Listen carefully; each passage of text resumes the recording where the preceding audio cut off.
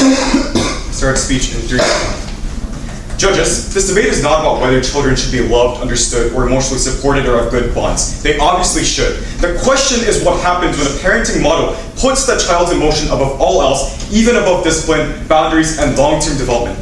I will likely say again that the info site specifically tells you giving your child unconditional validation, encouraging your child to let it all out through emotional expression, very rarely setting strict boundaries against your child's wishes. This is specifically what the info site says and the motion requires. Our burden in government is to prove that this model, gentle parenting as defined, is producing worse outcomes for both the child and the society, which will be mentioned by my second speaker. Above all else, fails the fundamental obligation of shaping our parenting, which is to shape the behavior and prepare children for structured environments in social situations. Second, we show that this model produces emotionally fragile and worse long-term situation for the individuals, even if it feels good in the short term for children. Let's begin with the framing. Children are not small adults. They are highly impressionable and initially incredibly incapable of self-regulation. That means parenting is not just about responding to emotions. It is about actively shaping behavior, setting limits, and teaching restraint. Importantly, parenting is not purely private. It produces individuals who must function in school, clubs, workplaces, and society overall. So the standard is not, does the child feel good now? But does the child become someone who can function later on, which is what is most important. Second, we must be clear about what gentle parenting in this debate is. It is not balanced parenting like they might say. It is a model that puts the child's emotions and desires above all else, meaning boundaries are rarely enforced, as the info site once again says, and is softened whenever it conflicts with emotional comfort. This is crucial because Ab will try to say this into a moderate position, but the moment you consistently enforce boundaries against the child's wishes, you're no longer doing gentle parenting as defined. You're supporting our side. Our first argument is that gentle parenting fails the core obligation of parenting. Parenting has two obligations. First is internal, to teach the child discipline, teach the child emotional regulation, and how to operate within the limits. The second is external, to ensure that the child does not become harmful or dysfunctional within society. That is going to be mentioned more by my second speaker, but I'll briefly elaborate. I think gentle parenting just simply fails on both of these terms. The mechanism is quite simple, actually. When parents prioritize emotions above all else, they avoid strict discipline and consistent boundary setting. Rules then become negotiable. Consequences are softened or delayed because enforcing them would upset the child. Over time, the child learns that these limits are flexible and that their emotional discomfort overrides any structure or societal norms. This produces two outcomes, Judge. Firstly, the child fails to develop discipline. They do not learn gratification, rather this is delayed gratification. They do not learn to tolerate discomfort in hard situations, and they do not learn that some actions are unacceptable regardless of how they feel, because a child is vulnerable. Second, the child becomes more impulsive and less socially regulated. Because their behavior was never consistently corrected truthfully, they are more likely to disrupt authority, disrupt others, or act in ways that are socially harmful. The impact is that these children struggle in societal environments, schools, work, relationships, friendships, because those environments require exactly the skills they were never forced to develop when they were young. We tell you once again that your child infancy or child stage is very crucial in this debate, because that is when you learn, that is when you grow, and that is when you're most vulnerably susceptible to emotion. Secondly, I think opposition will probably say that the child feels safe and understood in this current moment. That is not enough. A child who feels safe cannot function is still a failure of parenting, right? Because emotional comfort without behavioral development is just simply inefficient. Before I move on to my second argument, is there any POIs? None? Alright. Our second argument is that gentle parenting creates emotional overvalidation, which leads to long-term fragility. The most important thing to understand is that children learn not just what they feel, but how to interpret those feelings, right? When emotions are always validated and prioritized, the child internalizes that their emotional response is always correct. Whatever I do is correct, right? And should guide behavior. There's no clear distinction between feeling something and acting on it. This creates an entitlement mindset, whether you do good things or bad things, where discomfort is seen as something that must be immediately resolved, rather than tolerated or managed, which is just hard in long term, right? At the same time, because boundaries are rarely enforced in general by the parent, the child is not exposed to necessary forms of resistance, like criticism, authority, and rejection or failure. These are uncomfortable, but they are essential for building the resilience of the child, right? So what happens when this child enters the real world? Simply put, they encounter systems that do not prioritize their emotions, do not put them above everything else, teachers who enforce rules, peers who disagree, employers who criticize them on their work ethic or so whatnot, because they have not been conditioned to handle this in a young development stage. The shock is just much greater and the impact is much larger. The same child who is protected from discomfort now experiences it in a harsher, less controlled environment. The impact is worse emotional outcomes in the long term. These individuals are more likely to struggle with criticism, more likely to feel overwhelmed by normal stress, and less capable of adapting to environments that they do not feel revolve around them, therefore they have a need to stand up. I think this kind of goes by two things. First, let's talk about the child who does get positive compliments for doing something that they actually do. The compliment will just be much lesser on their side of the house, because if a parent goes like, oh, you're so good at this, even if they're not, oh, you did so good even if you failed that test, then when they actually do something good, they won't know how to differentiate whether it's good or bad, right, Judge? So basically, even if I do something good and I fail the test and my compliment is you're doing good, even if I don't pass the test and my compliment is still you're doing good, we just don't know how to weigh this in the debate, right? Even if they say that, but this produces happier children, even if that is true in the short term, the comparison is very decisive here when we weigh the long term and short term. Temporary emotional comfort is outweighed by long-term instability. We care about the trajectory of the life, not just isolated moments of happiness that this child occurs when they get the compliment. And I think that this compliment will just gradually reduce the value of this compliment if they just keep hearing it overall. So I think another thing, when the child actually does something wrong and they still get complimented for it, I think still that just means a net value is reduced when it comes to the compliments itself, because you're still getting complimented for doing something bad, which goes to our impact later on, which I mean that I just mentioned, which means the child just does not learn from their mistakes. Our case shows the structural harm that this model fails to teach discipline, weakens the emotional regulation for both incentives of both the children doing good and bad, and for the parent, and as a society as a whole, which will be tackled more by my second speaker. Their benefit is just short-term and situational. Our harm is long-term and systematic when we weigh them together, which is why I'm so proud to propose. Thank you. After you guys speak up on each, I'll introduce Elo to begin his opposition.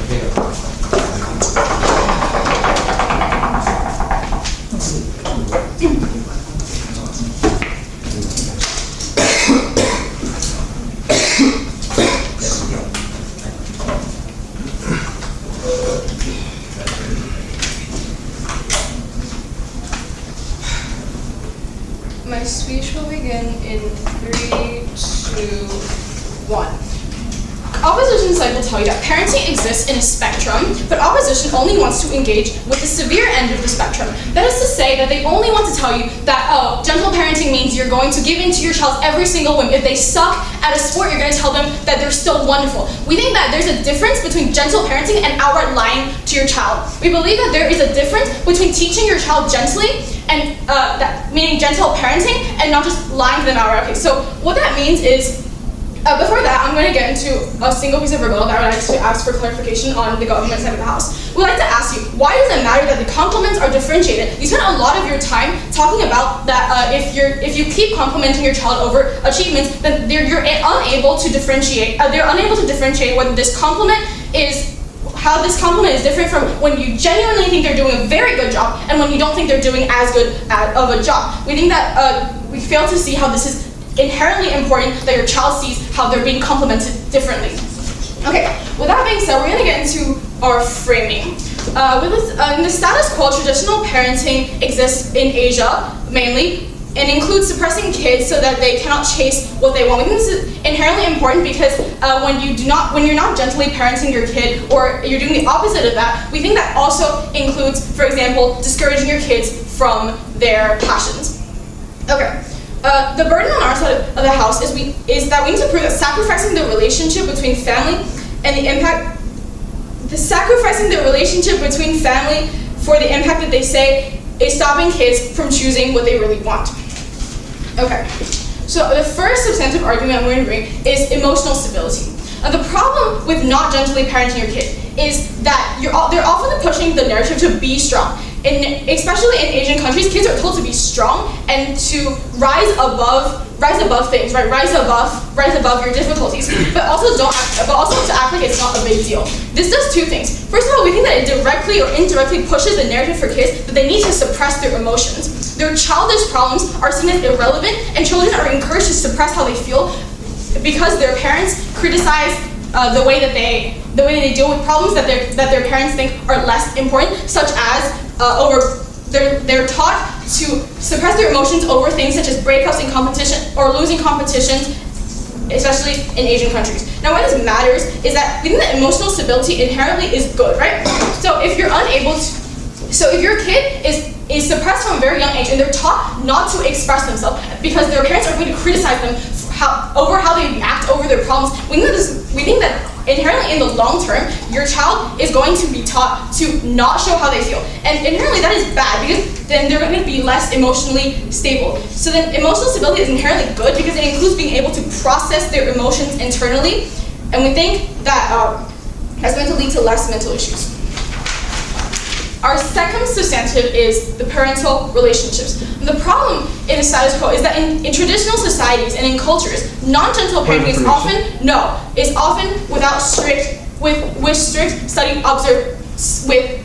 study obligations. What that means is that in Asian countries, these often go hand in hand. So, for example, Max's parents prioritize studying over a lot of things. So that means that a lot of things that Max wants to do, like debating, for example, he's not directly supported. So what that means then, the impact that this can lead to is that when your parents are overly strictly encourage studying over other things, or discourage non-academic related subjects such as debating, and such as art. So even if we zoom out of Asia, this would also lead to less support or no encouragement, and that leads to less resources, meaning that if Max wants to come to debate, his parents might not pay for him, and then he might not be able to be here. Now, what this means is then your parents when you don't give your kids the resources and the support, they have less means to chase their dreams. If my parents didn't support me with debating, I wouldn't be here today. Now the impacts of this, two things. We're going to separate this into support and oppression, right? So the first thing is, if your parents don't support your dreams, such as if Taylor Swift's parents didn't support her when she was 16 years old, and they didn't take her to Nashville, they didn't encourage her dream, then she would not be a major player in the industry. And you're probably asking, why is this so inherently important? Because then there would be loss of greater good to society. For example, with Taylor Swift's great fan base, she wouldn't be able to emotionally support so many teenage kids who have gained a lot from her music. Now, we're also going to talk about oppressing your child's dreams, such as in the 80s with Elon Musk, when computing or computer science wasn't such a prevalent thing to study. If his parents directly oppressed his dreams or oppressed his passions, then we would not have these rockets, we would not have this advanced technology, and we think that it's very clear that there would be less impact and less good in society. So I'll take your point. Like enforcing certain studies and jobs, like fundamentally root from the parents' greed to make their children somewhat competitive, right? So can you explain why it's mutually exclusive? Can you say that again, like a little slower? In a lot of cases, like enforcing certain jobs, fundamentally root from the parents' greed to make their children somewhat competitive. So what's the reason why you say it's mutually exclusive? Okay, first of all, I didn't say it's mutually exclusive, but I think that the point that we're trying to make here is that it's not inherently important. We think we would prioritize your child's mental stability over them being competitive.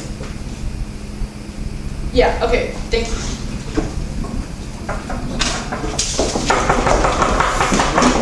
Thanks, Tido, for your speech, and we continue the case when I call it media. You're here.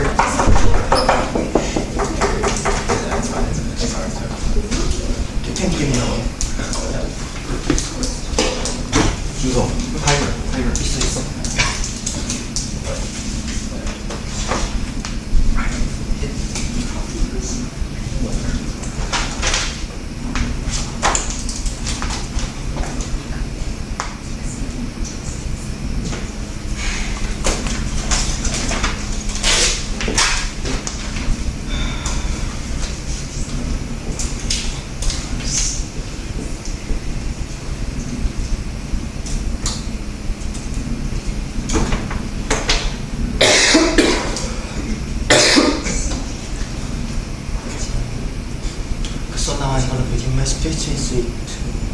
So So Mr. Madam Speaker, obviously we are debating under the normal level of parents, and we think that the normal and the average parents are not going to try to penalize or traumatize the children when they do actually bad things, but rather try to advise, try to give the hope for them, and try to give the proper advice that they can do better in the other ways, rather than just praising them, just saying that you can do anything, you're successful even when you're not successful. This is the unique delta that we are going to provide in today's debate. In this today's debate, I'm going to prove first of all why unconditional praise, unconditional support, telling that they can do anything, telling that you can say anything is innately harmful to the children themselves when they grow up, and also it's going to also decrease the impact of the compliment that's actually beneficial for the children. And moreover, why parental care, love, support can also exist even better in the side government compared to side opposition. So I'm going to go to the rebuttals against this side opposition. First of all, opponents give the brief question of what it's saying, that what is the unique impact of the having the decrease of the impact of the compliment. We think that impact of the compliment decreasing is significantly important because of two reasons. First of all, Kim already mentioned why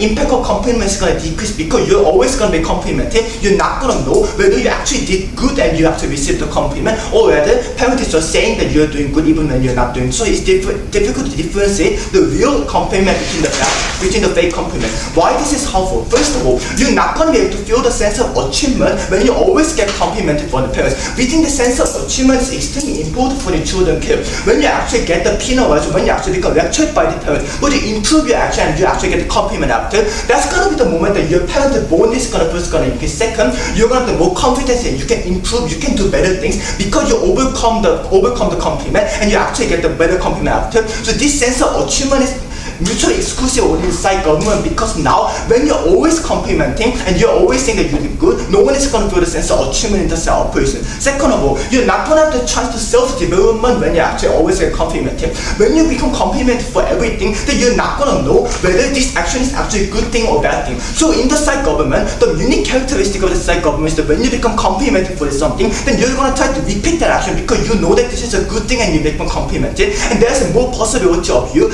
learning from the compliment, trying to do that action again because this is beneficial for themselves too. But this is not going to exist inside operation. You're not going to be able to learn what is actually good for you, what is the good action that society likes, what is the good action that parents like. This kind of benefits is not going to exist inside operation, and that's the impact that we want to say in today's today. Yeah. Second of all, no thank you, I'm going to take it at 5 minutes. Second of all, opponents mentioned that now parents, when they actually see the children failing at some point, then you're going to penalize them, you're going to discourage, you're going to traumatize them. So this is going to give them mental trauma for the children. Well, first of all, we think that under the case of the normal and average parents, not obviously, because obviously parents are very exclusive, obviously parents are very mutually exclusive in the side, not mutually exclusive in the both side government operation.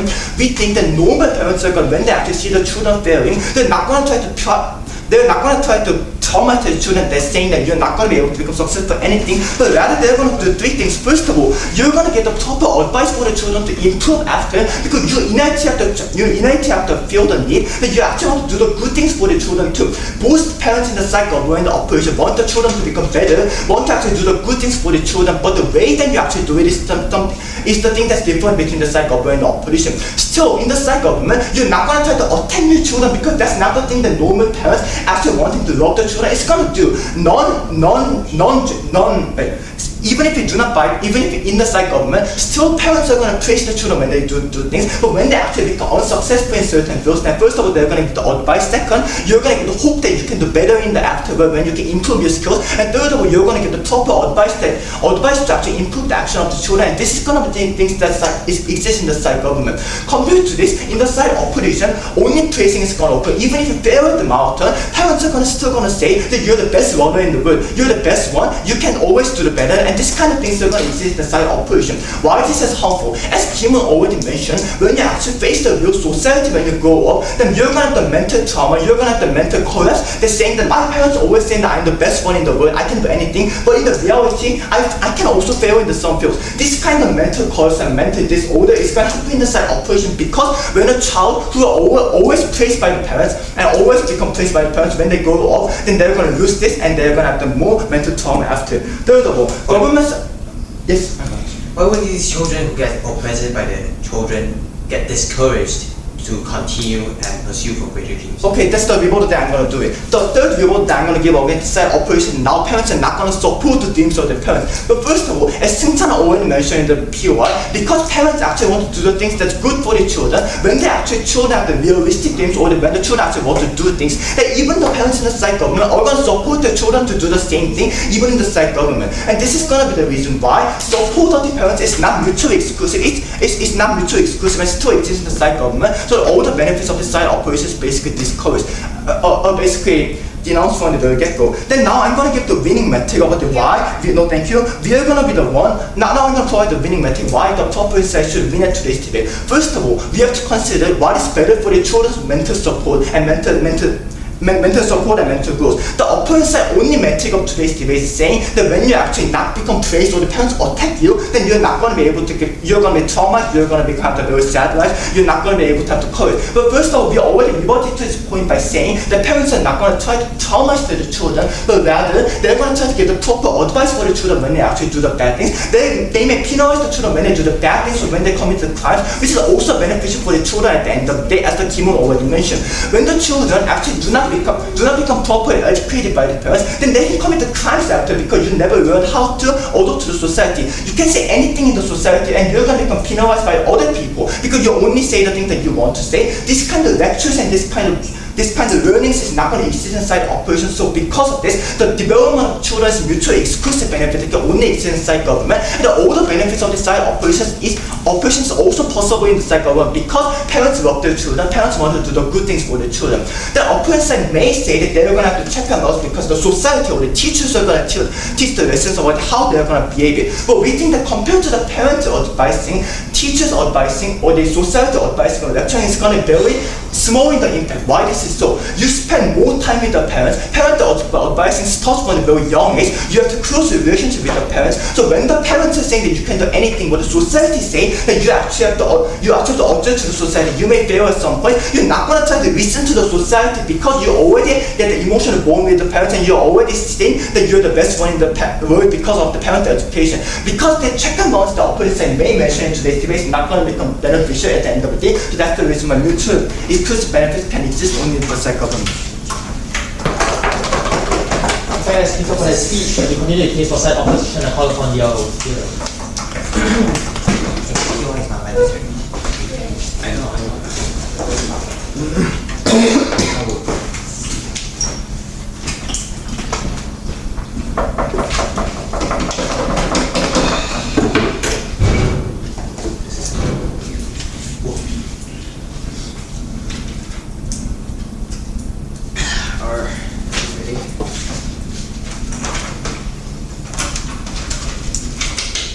Mental health issues are named as a serious health issue by American Health Association back in 2023, and the government side is trying so hard to keep oppressing and suicide is now the leading cause of teenagers, and the government side is neglecting that idea and keep making ideas about how parenting should be authoritative parenting, should be really harsh on their kids, to tear apart families and actually make it even worse and make the situation even worse. In this speech, first I'm going to offer some refutation to the case. I'll talk about the framing, and second I will go on to there are some arguments, and second I will give extension if I have time. All right, so I want to find the framing, right? They keep talking about how gentle parenting is just give absolute freedom and autonomy to the kids and let them do whatever they want. However, that's not the case. As first speaker has mentioned to you, as first speaker has said, that there's a spectrum of how you parent, right? There's gentle parenting, and there is really just free and leash out for what you want to do, and there is authoritarian parenting, which is not letting you do anything. However, there's a middle ground, and we are saying that gentle parenting is there. It's somewhere in between. It doesn't have to be like giving you and letting you do whatever you want to do, and what gentle parenting means is that giving you compliments after something you did, whether you did right or did wrong, and actually leading you the way rather than just scolding at you, being harsh at you for whatever you do. Second, we say that they keep talking about how there cannot be any direction or anything. You can only say yes, yes, yes to their kids when it's gentle parenting. However, we say that's completely not true, right? In gentle parenting, the compliments and the gentle way of actually prioritizing emotion and support can look like this. It can look like that when they did something wrong, we tell you that this is wrong, but in a nice way, rather than scolding in normal East Asia families, which leading to a lot of breakup of families or causing families to have burdens and stuff. And that is exactly what we are fighting that, and we want to stop that. And before I move on to your arguments, yes. So this motion directly say the unconditional validation, let it all out, and very rarely restricting the action of the student. Why are you going against the motion? Well, I'm not going against the motion. Unconditional validation doesn't mean that yes. Unconditional validation doesn't mean like scolding. It doesn't mean like not directing your kids to the right path. It just means like prioritizing support and prioritizing their emotions and actually care about emotions rather than not care about emotions and just scold them and not disregarding what they want and disregarding what they need, but actually caring about what they need and what they want. So moving on to their argument, they talk about there are two important things about parenting, right? They talk about there's teaching and there's external. They're talking about they're talking about what parents should do is teach the kids to do something necessary, and they say that gentle parenting doesn't do that. Gentle parenting is the actual opposite of this kid. However, we say that that's completely untrue, as mentioned above. We say that gentle parenting means that prioritizing their emotions and support above other stuff. So when they do something right, when they do something right, we give them validation so they can keep chasing what they want, which leads to with the impact is that it mentioned in Gabrielle's argument, which they can actually encourage your innovation and development and actually chase what you want. Because if you don't have that, they're not going to chase what they want. They're suppressed to do things in schools, and they cannot actually chase what they want, and they cannot reach their full potential. And second, we say that and second, they talk about external. They talk about how to be a good person and in a societal world, right? If you don't teach them the other stuff as a parent, then they'll just go into society and be bad. However, we say that that's completely not the case, right? Look at what is happening. Look at Tyler Robinson, the guy who killed Charlie Kirk. What happened? He was dating a transgender girl, and then his Republican family completely really created a huge burden between them because they think that's incorrect. So. And what was the impact? He killed Charlie Kirk. Do you want this? Do you want more problems in the society? When mental issues and family burdens causes these problems, and they completely disregard that and say that just being harsh on your kids and will teach them to be a good person. However, we say that that's completely untrue, right? Being harsh on your kids will only lead to more burden between the families rather than actually teaching them the right thing to say. And they talk about mental trauma. They talk about giving proper advice leading them to the right way is the only way. While we just give them continual agreement on whatever they say. However, we see that that's completely untrue. That's not the case here. The thing is that we are giving them we are teaching them the right way, but however in a proper way, not in a harsh and completely disregard of their emotions, and which leads to more breakup of families. Yes, I'll take it. Yeah, so we're not opposing this motion, which Jun's already mentioned, lead to more Charlie Kirk killers. If you're going to take such a big burden in your examples, please tie it back to the motion and explain why you're specifically opposing our side. Yeah, sorry, can you rephrase it for the short term? Yeah, so basically, so if you're going to oppose this motion, will it lead to more Charlie Kirk killers? If you're going to take such a big burden as opposition, please explain why and tie it to your mechanism. So all right. So what happened? Let's talk about what happened in Tyler Robinson's case, right? What happened in Tyler? He was dating a transgender girl, and the family becomes really being harsh on him and giving disregard whatever his emotion. Because dating someone is your emotion, right? Is what you care about, and then his family just completely disregarded that and be very harsh on him and create this burden and stop talking. And he felt like there was a huge pressure and. he cannot do this because his family doesn't support what he does. And what was the impact? He killed a person, and what you're stating was just to cause more of these. And the leading cause of teenager right now is suicide. And do you want to make this keep on happening? So again, we say that the framework of their side is completely untrue. What gentle parenting is what gentle parenting actually is giving the right advice while actually care about what they think, or actually is supporting what they do, actually care about their emotions rather than just feeling because of the wrath and rage on them and just scold them and disregarding their kids. That will only lead to more family breaking down and leading kids not stop chasing what they want. While in gentle parenting, they can actually chase what they want with more resources and ability. Thank you. FNS continue case for side from Gulf.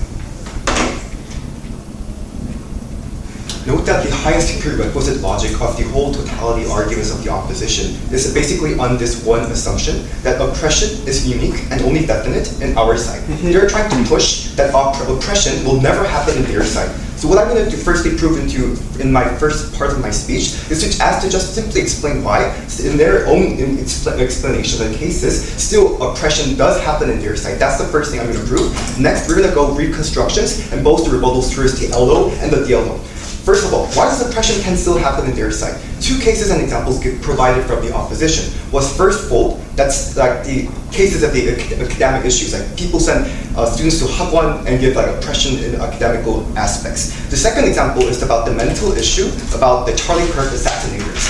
First of all, about the educational oppression. So we believe that in the framing part, the part where parents actually coerce their own child and send them to hagwons are the stages in very young ages where that children don't have the full capacity of awareness to have their own decision, whether like going to hagwon itself is in and of itself even really good or not. They don't know whether this is actually something good or not at that very early age. That's the moment where, if indeed that parent is so greedy to make their children someone so competitive, that's the moment and the step where now the parents send people and children to their hagwon, and that's the reason why, if that's the incentive, that the fundamental incentive of the parent, I see there's no reason why those such oppressions of sending students to hagwon like every time in early stages cannot happen in their side. Judge, note that this is extremely important because their whole oppression is just highly contingent on this one assumption or assertion that when you simply just send people to hagwon in a very coercive manner, in an extreme manner, this leads to oppression. The first linkage that is not proved is how that oppression is so significant. But second of all, we still give you that in specifically Asian countries, sending 7 to 8 years old students to hagwon still is existing in their side. That's the reason why, even if we say that oppression might happen because of people going to hagwon, those cases still exist in their side. The second case about the mental issue, which was raised from the deputy of opposition, is about the Charlie Kirk assassinator, right? Judge, we also give you that the more fundamental core reason of why these harms or issues rise at the first place is because of the extreme household conditions. That is to say, for instance, the indifference from the parents, right? They don't actually want to even care, or second of all, like the lack of capacity to even give something. For example, so poor or something like that. Or third, maybe some sexual abuses. I think these are the real core issues, fundamental issues that society have to concentrate on and focus on. If this is not fulfilled, I think that's the reason why these assassinations or something rise from these fundamental issues. So then the question is, can these fundamental issues be proved and solved in their side? we give you a definite reason that there's no explanation of why these things not happen. Judge, we tell you that if this was root from the extreme poverty or the lack of capacity of parents to even care for their children at the very first place, even if a lot of people or maybe majority of the parents might still care and adopt the gentle parenting model itself, we say that still those very extreme or abusive cases cannot be erased and just simply be proofreaded like in a very subtle moment. So therefore, that's not the delta in this debate. As he also concedes, we say that in those moderate cases where a lot of parents actually coerce certain situations or like give out those arguments that already human just approved to you, those are the definite harms that still happens within that moderate spectrum that opposition wants to so much push in this debate. So second of all, even if we bite the bullet and say like we agree to their side, for instance, if you let the killer of Charlie Kirk express their emotion and root for it and support for those bad acts, I think more slaughter or massacre will likely happen at the very end of the day. So then let's move on to the reconstruction of the arguments that our human engine has already proposed to you. Twofold. First of all, better development, and second of all, about the parental relationships. First of all, about better development. I think this is extremely important. Human Junso from the very get-go already explained when it's not about unconditional reward, but when reward becomes conditional, which means its achievement is contingent, it feels more fulfilling. It's more efficient for the child to actually not just like any time demand something by just simple acts. That's the innate exclusive benefits that Kim already explained, which wasn't even refuted from the opposition side. So we say that when it becomes conditional reward, still it's better for the child development. Second of all, about the external repulsions and difficulty difficulty through the social and educational processes. We already explained to you, because there is a majority time in households, not in schools, still your ideology, your mindset will be very influenced from your parents' lectures or schools within the household. That's the reason why once you go out to the society, go to schools, and then now know that somehow rules are important. You have to somehow endorse your freedom in certain cases, but you are somehow rewarded so much in your household. Now you feel very unfair. These are the difficulties that our human engines already explained to you from the very first place. Second of all, the parental relationships, we already explained to you a lot of reasons why still providing love and securing bonds can still exist in the government side. What were the mechanisms that we explained is under the very explicit parental incentive to actually keep and secure those bonds. I think this is one point that also opposition agreed, that keeping those bonds is really important. That's the reason why even if there are conditional rewards, we don't prioritize their needs in every situation. We can still give love and bond because that's the innate incentive. Also wasn't refuted. Second of all, we also gave to you the explanations on the after moment, where after you now develop and become a society member and you go through the adjusting era, when later you find out that endorsing your freedom is so much important, but you were raised in a very different manner, now you can feel very betrayed from your parents. I think this is also one direct aspect of a betrayal, a less of a bond that already Junso explained to you in our speech. That's the reason why, once they cannot refute these points about why bonds, like on those aspects of bonds being worsened, that will not likely happen in our side, we still can secure better arguments at the end of the day. We're going to also extend it to a more societal aspect about when it becomes a totality, because Judge, note that this has opposed this gentle parenting. We're not only opposing to one individual household, we're opposing to the totality of all gentle parenting people and all households. That's the reason why, when this sums up into a very significant number, that is to say, if so much students are now raised as people who are, when their early ages, grown up under a gentle parenting model, we say that the social utility or the social efficiency itself also will highly decrease. What's the reason? In a lot of cases, social structures like labor fees or something that happens within every economical structure often happens in a very conditional reward system. Now, if people somehow infer that in the first place where you don't even want to adjust or feel unfair, we say in that lack of adjustment or more time required to adjust, that itself leads to inefficiency of the whole social utility itself. The second case of the extension is the cases where you still somehow adjust. We say even if that's the case, and we say that's the best case of the opposition, still innately when you spend more time, we say that itself is a more difficulty that those people have to go face through. So at the end of the day, we propose to you that the exclusive parts exist in their side under the gentle parenting model, while their side didn't even refute it to the points that Kim and Junso proposed. The harm happens in their side. The reason why we're so proud to propose. I think let's speak of the speech to wrap up in substantive form of debate. I call upon our leader.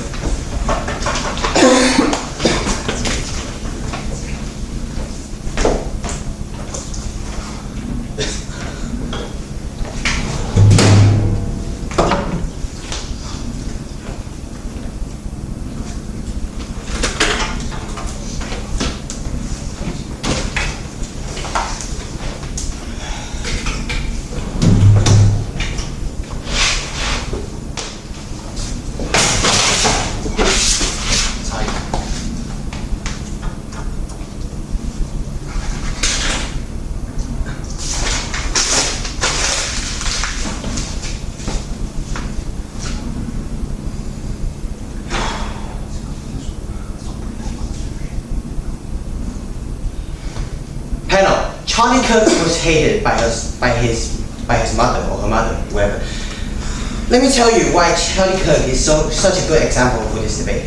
Charlie Kirk was lacking an unconditional validation that exists, also encouraging and supporting your kid. Despite if you're ugly or the thing you do is not supported by the family, he's lacking these kind of things, which leads to the further, destruction caused by the people who murdered Charlie Kirk.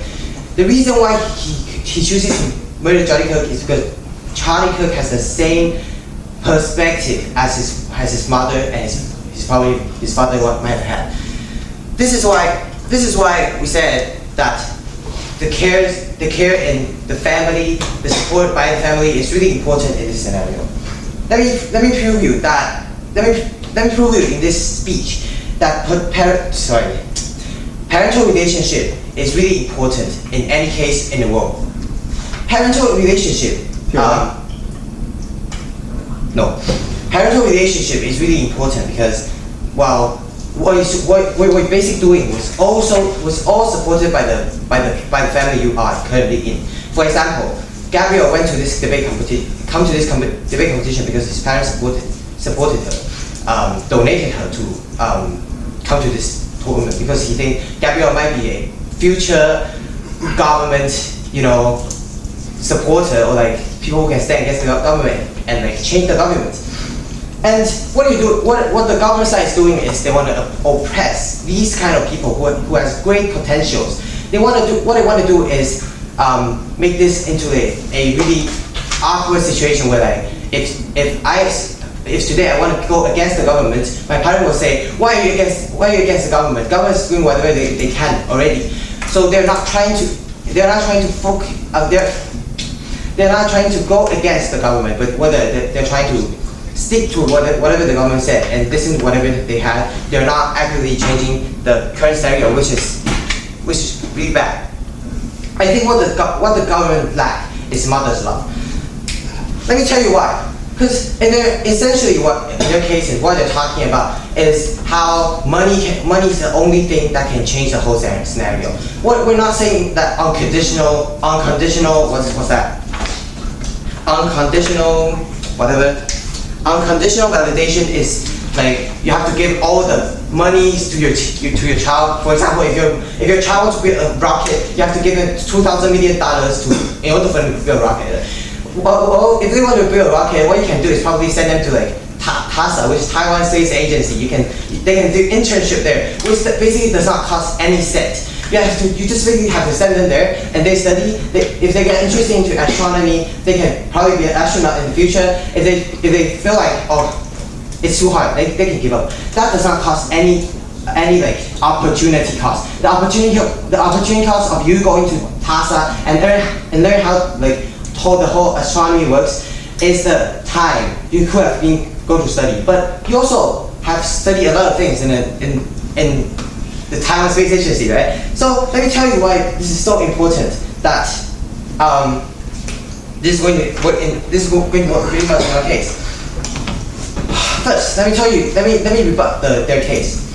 Their case is about like they're talking about like how kids after getting these unconditional validation, after they go into society, they'll suddenly become like scared because of the society, what the society currently is. But let me tell you, it's because the current status quo is because of the workspace. Everybody is suppressed by their parents. And why they want to suppress you is because they think essentially parents is above them.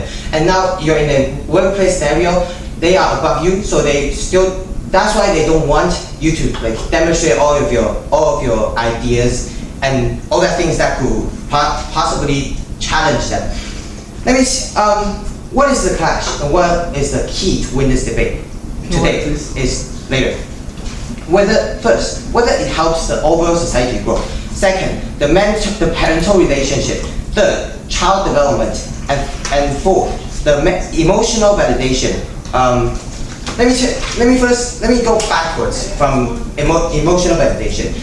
We tell you that we're not saying that we will compliment them, we'll only compliment them without any blames ongoing. We'll tell you that we'll use something that is really common in society called so-called sandwich communication. Basically you say, oh, you're good, you did good enough in this case, but however, you forgot to bring your phone to school, so I cannot communicate with you, so you probably get punished, but overall you did a great job because you get a 80 on your test. This is how we communicate with students. They're not what they would think is, okay, well, I might as well have to like do better next time. So then, how can those abusive or extreme households then suddenly adopt the gentle parenting model and suddenly change and support the children?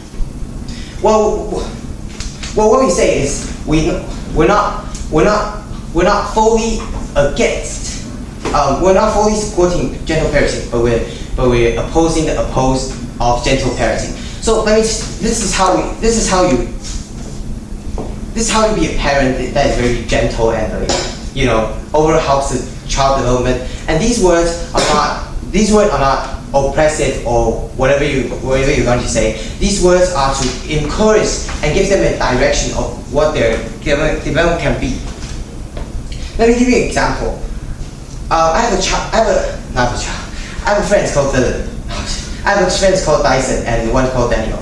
Daniel, his mother often oppresses him because his family is not that rich. So is not that rich, but what he can do and what his father is trying to do is to send him into some government programs which cost nothing.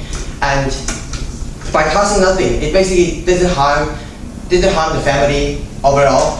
And what my parents did is they encouraged me to do a lot of things. Even they also don't have money, but they encouraged me. So now I can find some companies who would like to work with me for me to gain more experience. And last, I want to prove you that what they're talking about, something related to like marginal utility is not true. They tell you that when you get 90% on your test and you get complimented by your parents. But the next time when you get 100, you won't be able to differentiate how happy is the parent going to be. But let me tell you, the way you get 90% and the way the cheers you get 100% is different. Because essentially the highest level you can get is 100%, right? So when you get 90%, you'll feel like, okay, yeah, I'm happy. I probably can get 100%. But next time when you get 100%, what you essentially get is cherished by the parents and and you're happy yourself, proud to oppose.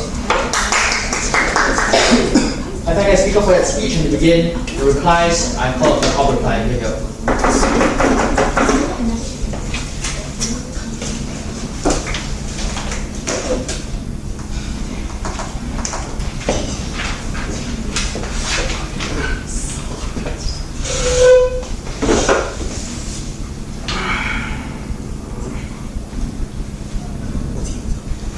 The reply speech is 4 minutes, right?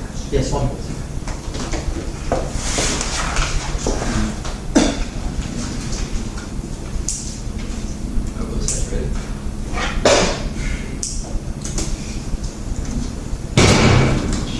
Sorry.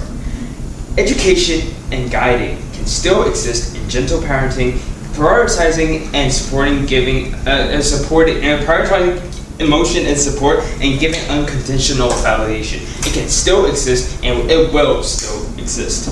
The thesis of the opposition side is really easy. We want to care about the kids. When the first fatality reason of kids right now is suicide, when right now a lot of families are breaking apart because of disagreement, when Tyler Robinson just killed Charlie Kirk because of disagreement in family, we say that we don't want that. We care about the kids, we care about their emotions, we care about what they think. They say that kids are not able to make their own decisions. However, made by Gabrielle in the first speech, we say that we can. They can, and that's where innovation comes. But however, while they say that kids aren't able to, and parents should send them to, I believe, cram schools. However, the cram schools they're gonna send them is really easy. Just the one that cares about scores, the one that cares about your academics, and rather than the stuff that actually the kids are really interested in about. And innovation doesn't come from there, and development doesn't come from them. And Taylor Swift and Elon Musk examples mentioned by Gabriel didn't come from there. However, what is the main clash here? The main clash of this debate comes from the functioning in the society, right? We believe that that's the main clash of this debate, right? They say that under gentle parenting, kids will just turn into these unable actors in this society. They cannot do actually what's right. They don't know what's right, and they are unable to make what's right. However, we say that that's completely untrue. First, the school does that, right? The school, are we just giving an example? Are we just because we are giving support just means that we are not sending kids to school? No, that's completely untrue. We are still sending them to schools, right? The school does that, and even and just because kids still know what 100% is better than 90%. Just because we are prioritizing support and emotional care, it doesn't mean that we completely disregard what is better and give them the right advice.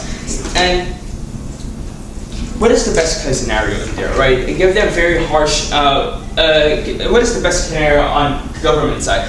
The government side's best case scenario is that they are giving these really advices with really harsh emotions, with really rage by the parents, and they will finally get their way. They will finally understand what is happening and will be a great actor, so as they call it. However, the emotional care and emotional connection between the two sides, between family and kids, between the whole family, is still going to break down. The emotions is still not being supported. The things that kids wanted to do will still not be helped because they're just sending kids to cram schools. The cram schools only care about academics, only care about like math and Chinese. But as Gabriel pointed out, what if I care about debating and my parents didn't want me to? I don't get a fund, I don't get a resource, I don't get a coach. So all I can do is try to find my best, and I might not be as good as the other ones that are actually have the more resources and actually care about these things. And third, even if you don't say that we will get better on our case, we will actually find development and actually able to chase our goals. We say that the most important thing is still emotions, right? Emotion and support is one thing that we completely win on, while the government, all the government arguments have proven is completely invalid and doesn't engage in the case, and we win on that. That's why we win on both scope and magnitude. And for all these reasons, I'm so proud to oppose the thing. I thank the speaker for that speech. To wrap up the debate as a whole, I call upon Paul to David. Wait, can I go to the bathroom? Are you able to wait for this? Or will it take decision? Can I just clarify one thing? The one that the second speech completely mentioned some flaws and things. Sorry, can you ask it after the Oh. yeah. All right, I'll make it quick. Don't worry. All right, is everyone ready? I'll start my speech. Hold on, just start my clock. All right. We can play example tennis if we want. We can give a lot of different athletes celebrities whatnot. We did parenting. That's not what the motion requires. I think their side, Ops case is basically about like the challenge on framing. They challenge our framing multiple times throughout the debate. They say that emotional instability exists, like emotional distress, trauma, that parents are going to be really harsh in our world. They also say that oppressing child's dreams and teachers can teach the values themselves, which was already directly responded by our deputy and whip. And they also say that suicide is the main cause of teenagers, and they rap all about Charlie Kirk for like 8 minutes of their speeches. Now, let's briefly talk about, I think they're debating a glorification motion on being brutally honest to your young kids and being brutally honest. But that is simply not what the motion is inquiring in today's debate, and we successfully prove our burden. Op challenges the motion twice. If you're going to spend 8 minutes of the team's total time challenging framing, you either need to successfully refute it in LO so the deputy doesn't have to do it, so our deputy can respond to it. That's just very uncharitable in the first place. But let's say even if we're being charitable, which we have been responding to their framing, right? Their arguments are contingent on the idea that opposing gentle parenting means emotionally shutting off the child or just being dismissive, like what literally everyone in our team mentioned, right? Basically, the burden of opposing gentle parenting meaning being cold and oppressing the child's dreams is what they're saying. We tell you from PM that children are actors that aren't fully realized cognitively, psychologically, and emotionally in this young age like when your 4-year-old could, and they don't have fully developed dreams. Their case is contingent that a child can have a dream and fully realize thought and that we should support it no matter what. That is simply not the debate we're having in this debate. PM's argument on failure to grow efficiency with criticism, no response whatsoever from their side. DPM's argument on socially structuring their requirement and long-term stability, not mentioned on their side. Why? We'll tell you. Firstly, I think when we look at the clashes at the end of the day, Seung-chan already killed their claim on causes like Charlie Kirk killer, not linking directly to opposing gentle parenting. Seung-chan flipped this argument that even if a child has tendencies to act irrationally, there wouldn't be a better way to try to be more honest in feedback so that long-term people can know the boundaries from right or wrong. That is simply our prevention model on how we prevent this child from having wrong ideals and bad ideals. And I'll get to this later, but even if the parent is bad, we told you that bad parenting is symmetrical on both sides. If a parent is a bad person, then they're going to get bad logic whether what mode of parenting that they do, right? That is totally symmetrical. Whip flips DLO and says Charlie Kirk is the perfect example. And we tell you that Charlie Kirk has the exact perspective, and they try to flip and they say that, oh, Charlie Kirk has the exact perspective of his crazy father and the lack of love. We consistently already told you multiple times that not consistently validating children does not mean not showing love. We showed you the incentive why parents' love is symmetrical. That was not the delta of this debate. If you will set these big challenges and burdens that love is exclusive to your side, then maybe talk about that and not Charlie Kirk for 9 minutes. Not doing unconditional love didn't make killers and didn't make murders that are just crazy people. The factors are wealth, background, actor incentives, culture, societal norms, like what our whip mentioned, right? That is not the delta. I don't know why they keep talking about that. Now I'm going to use my last minute on the exclusive benefits that both sides provide because that's going to help the judge much better than whatever example tenets that their reply did, right? On government side, better feedback to learn since the delta isn't to find a dream first. When we were like 5 years old, we all cared about picking our nose or wanting to punch our bully, not finding what to be. And even if, let's say we're being very charitable and we said that, oh, you want to find your dream, dreams are changing. If I want to be an astronaut at 5 years old, you can change it later on. The reversibility is just very low. Let's talk about reversibility. Dreams and careers can be found later on. Ideas and decisions can be found later on. Social etiquettes, morals, ethics, social structures, social behaviors are very hard to reverse later on because once you idealize these incentives as a child, it is very hard to go back to. But you can always change your dream after you learn more about or just go to school. So both impacts is that kids making free choices when our framing was kids don't make perfect decisions and are easily susceptible to change and can change dreams. If you sugarcoat a child consistently, they won't even have a proper idea, right? And the second is going to be very short. Bad parents, again, bad parents will be bad parents. Bad people will be bad people on both sides of the house. This isn't symmetrical. If Charlie Kirk's father was this bad guy, it is just symmetrical. Whatever parenting mode you want to give to Charlie Kirk's dad or Charlie Kirk killer's dad, that person will still do bad parent, and that's symmetrical. So we just win on exclusivity and every factor is basically. Thank you very much. I think let's go for that speech and the debate is now over. I thank both sides for a very good debate. Please cross the house and shake hands, and afterwards, please wait outside while I gather my notes and submit the ballot, and then I'll call you guys back in. Thank you very much.